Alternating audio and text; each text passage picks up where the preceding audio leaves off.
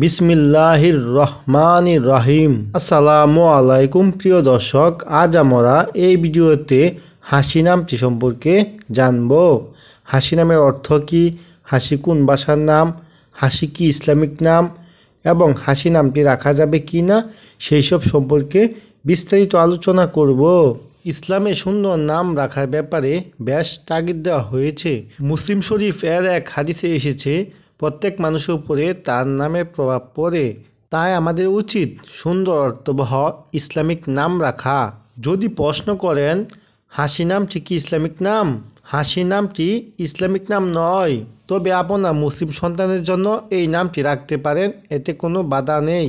এই নামটি সাধারণত মেয়ে শিশুদের জন্য রাখা হয়।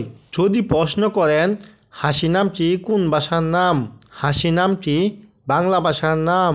যে সকল নাম অন্য ধর্মের সাথে মিলে যায় সেই সকল নাম না রাখাই ভালো। আপনাদের নামের অর্থ জানতে কিংবা ভিডিও পেতে কমেন্টে নামটি লিখে চ্যানেলটি সাবস্ক্রাইব করে রাখুন, ইনশাল্লাহ আমরা জানিয়ে দেওয়ার চেষ্টা করব।